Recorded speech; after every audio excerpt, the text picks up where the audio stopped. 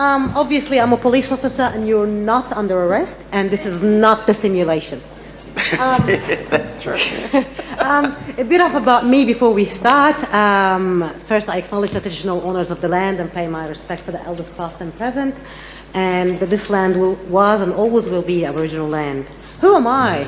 I'm a police officer for the past 14 years and spent the last 10 years working with the multicultural communities.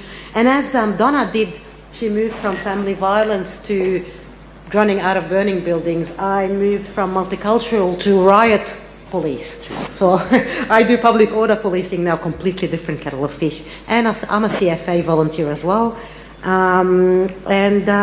Before we continue, I would like you to... بدي اياكم كلكم تروحوا لجهة اليمين بليز. الكل يمشي معي لجهة اليمين.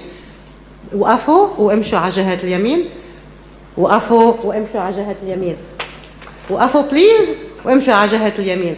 الكل يمشي من الأوضة ويمشي لجهة اليمين. وقفوا وامشوا لجهة اليمين. وقفوا وامشوا لجهة اليمين. كلكم وقفوا وامشوا لجهة اليمين. واحدة تقول للثانية امشوا لجهة اليمين.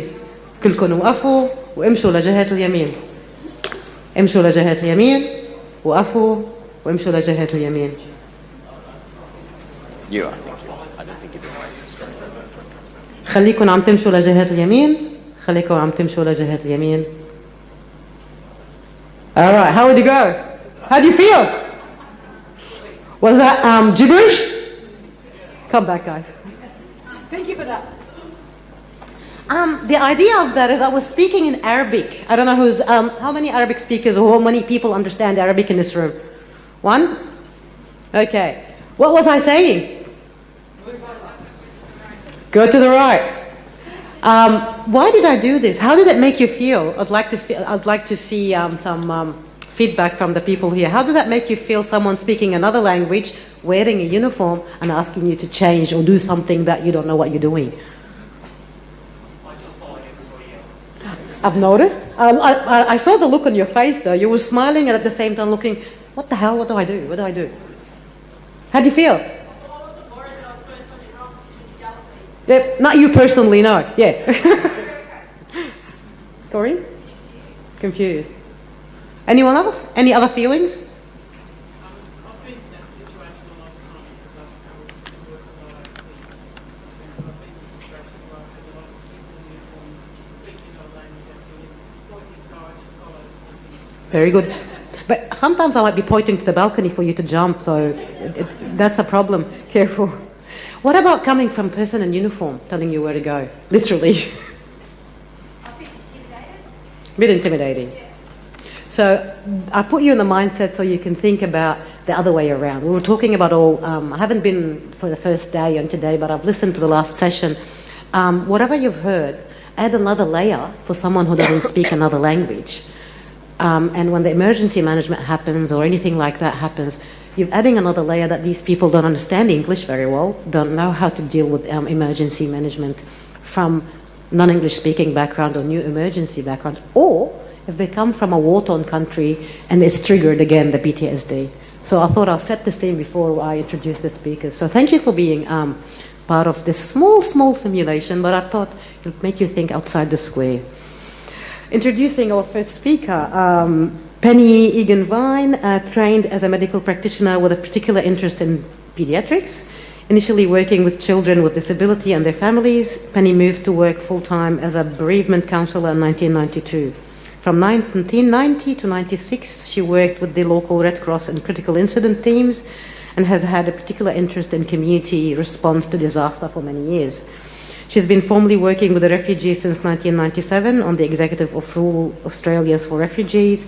Penny is also part of a group actively sponsoring and settling refugees, Murray Valley Sanctuary Refugee Group. In 2001, she received the membership of Order of Australia of her work in the region around crisis. Penny.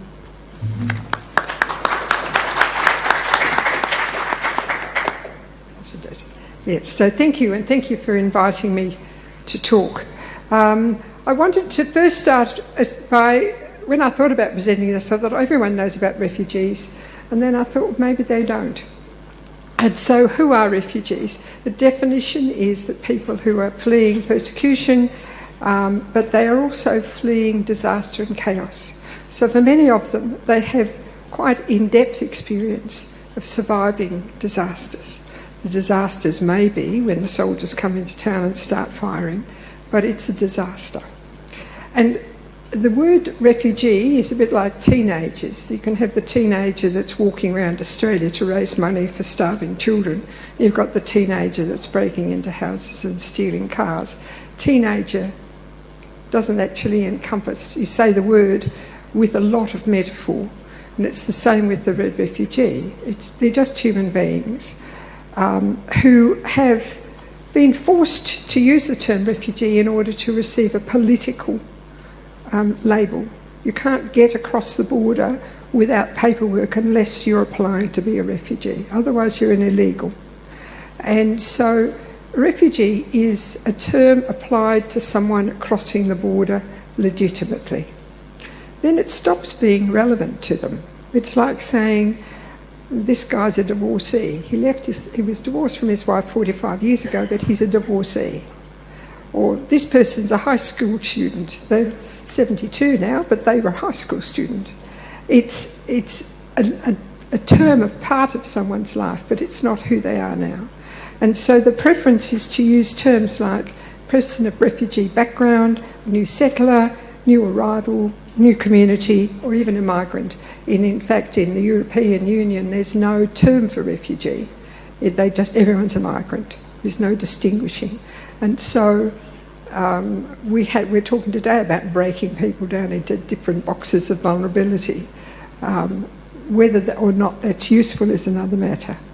Refugees are particularly vulnerable because of their need for a sense of safety. They particularly have lost that sense of safety. They've been forced out of familiar home, familiar environment, and they cannot go back. They cannot go back to rebuild. They've lost community and they have lost a sense of identity. As they reach a point of safety, that vulnerability decreases, but it never really goes away. Once you've had a baby, you've had a baby. You can't undo it. And so that loss of security can have an impact on mental health. They can be carrying PTSD, but it's a very, very small percentage of people. When you're a refugee, you must be traumatised. No, there's a small percentage that are carrying PTSD. Majority are just superb at surviving and getting on with their lives. And they're particularly vulnerable to rejection in a destabilised community, because people will look to blame, scapegoating, and people who are new arrivals, who are vulnerable in other ways, are likely. We've talked about elder violence, we've talked about domestic violence. Refugees can be identified as they're vulnerable because of their language, as Maha said, their culture. They don't necessarily understand what it's all about. Why are you worried about this? They don't belong, they don't know the procedures, and others may attack them. And the pre-existing sense of chaos may be a positive or a negative. It may mean that they know better than us how to survive. They've been through it before. And I'm just talking now about the emotions that go with chaos, with disaster, is a part of a chaos, and those emotions can be contagious, and part of the role of the emergency response people is to create contagious calm. Maya was in charge, she wasn't panicking. If you were panicking to say, go over there, it might have been a very different experience for us. The job is to be contagiously calm, but if the person, one of the young men I've worked with, when he was breathalyzed, he was charged with refusing to give a breath test because he couldn't breathe. His eyes were glazed, he was swaying, he was sweating. And the young rookie policeman got quite excited. They got a real one here. And took him down and telling him he had a crime. And the last time this man had been that close to policemen, they were trying to kill him. He'd been in hospital for 3 weeks after his last close encounter with a policeman. He had no idea that's why he couldn't breathe. He couldn't explain not being able to breathe. So the response, calm, directed, directive, may evoke a paradoxical response, which can be confusing. And I think part of what we're talking about, and when I'm speaking for my friend Isabel later on in the day, is about how do you re-establish a sense of security after a disaster, and how do you get people back into housing? How do you re-establish a safe world? Thank you.